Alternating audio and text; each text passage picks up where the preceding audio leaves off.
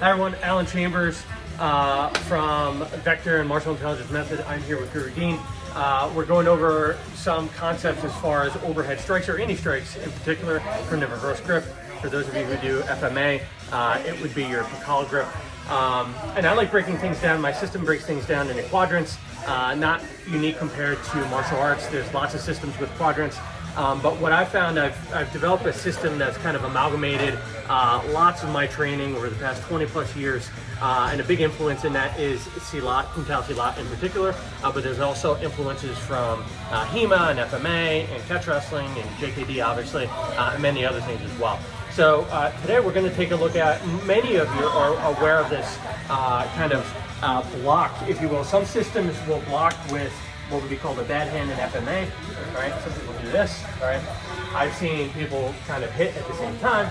I've seen people catch, right? I've seen people hit and tap, right? That's the most familiar for FMA. Silat is oftentimes they may hit and smash, right? Or they may go here and smash this way. There's lots of different points and effects that you can create depending on the scenario.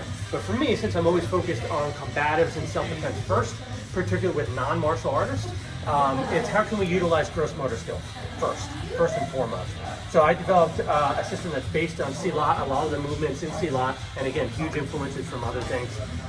And looking at this gross motor skill, I want to use my name of my knife system is Vector, and I'm focused on this angle at a 45. So 45 is essentially the corner of the room.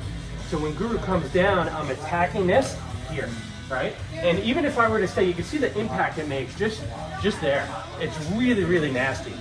And oftentimes people go, well, that's gonna keep moving forward. If you feel this, even me stationary, right? And he's coming in, right? This stops, right? And it does not keep coming forward. And I have hundreds of hours of video of testing this.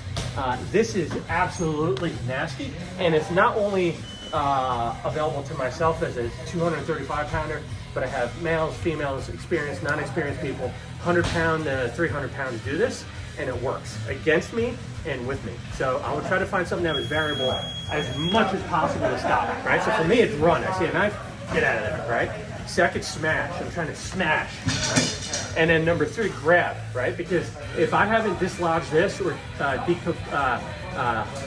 decapacitated my attacker here, which if you do this correctly, you will. This will uproot someone and send them flying.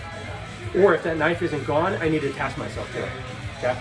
So I'm smashing, and then I have the opportunity to drive in and start attaching myself to reduce the amount of movement this knife could have, right? Most of the time by this point, you've created a huge impact here. It's a break wheel stun, it's an attack on the chest, it's an attack on the bicep, and now I'm starting to attach myself as much surface area as possible to Guru, in addition to controlling the knife, and then I can start to work my strips, or what I like to do is always return to sender, and then I can strip in the process, and now I have my thing and I can take off. Okay? So if Guru does it to me, he's gonna have that attachment. Let's get this angle. It's that 45-degree forward lean attachment, nice and low, like you would if I'm going here. I have a knife forward, I'm projecting. If you have longer swords, it's the same thing, especially in HEMA. But I'm gonna do this here, and I'm coming in with this. He's gonna come in with that prayer right there. So that's an open prayer, right? He went from closed to open, another available opportunity here. In my system, it expands. You go from closed to open and all the variations. Now he can start to do what he wants to do from here, what's comfortable, which is just strip right from there, and then he runs. Okay, so I start here, and then I start to open up in the different variations that you have that you can start to attack with. So it's based on gross motor skill. So I'll do another one where here, and I'm attaching, from here, I'm stripping and pulling through, and then I have the opportunity to do whatever else I need to or run. I'm gonna do it back to Guru. He's gonna come up with another one, different variations of the same core principles.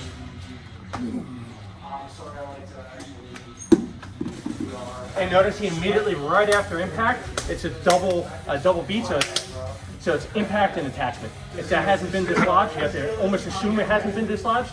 You have to attack the attacker, right? Always from the get-go, and then get away from that knife. And if that means you need to bring it to you for a time being, you need to. And there's tons of clinching positions. What I often find as a negative, you have to train your grappling, no matter what. And I think sometimes weapons people or FMA people, sometimes they're a little bit allergic to grappling, whether it's standing or on the ground. Same with striking, right? They like to do Hanentuken, but they can't hit pads, right? So you need to be able to do all of it. And part of that is learning grappling, but not grapple just to grapple, right? I'm a black belt in BJJ. I don't want to clinch. I don't want to fall to the ground. I want to use it effectively to get that knife away from me and get it away from them as well. So you have to be intelligent with how you're grappling. There's no submissions, right? I can't expect to lock something up and be successful. If anything, I need to attach myself to the knife or attach myself to the knife somehow, lots of surface area. And I'm not doing one of these, right? Because for any reason he's fighting me, he switches hands, right? Now I don't know where the knife is, right? Or he comes down and cuts my femoral, right? Those are all things I need to be aware of.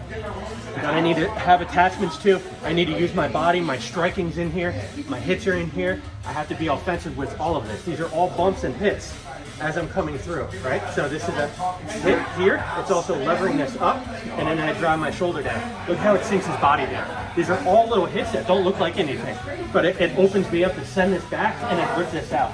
And now I can come back with run and do whatever I need to do to neutralize the attacker. All right? Thank you, everyone. So I'm going to go up the same attack. So basically, I do very similar what Professor Allen just showed, coming in, that controlled forward aggression, okay? Coming in. So I'm coming here now, whether I do this, I do that, okay? Still, that forward aggression coming forward. If I don't come forward aggression, watch what happens. He starts, okay? So you have to give forward aggression. You have to offset that attack coming in. So boom to here. Now, sometimes if you notice, when Professor Allen was feeding me, you can get this catch in there. So I roll, I pop out. Most importantly, I have to clear him. And then go for the knife. Let's go, however, if I didn't get that catch in there, okay? So what I'm gonna do is he's gonna bring this through. So I have to lock here, all right? Now, one of the things I do, is take your C, take your palm. My palm is gonna be out. I'm hanging out with my left arm. I'm taking my right C, and I'm coming in his side here. I'm sliding down, and I'm twisting out. Watch my hip, though. My hip is really doing the work, okay? I'm not relying on arm movement to play your hand. So hip, okay? And that's 1. 2, you can go to Burton's method, which is basically I'm going to step through with my right leg, and I'm going to go here. I'm going to bench his arm out. Throw my butt back, again, right C, and I'm going to turn my left like a motorcycle throttle and come down there like that, okay? So those are different options as far as where's the knife landing? Here, well, there. If it gets on the inside, here, and I didn't make that catch, okay, I have to go into here. 1 there, or 2 there, and there.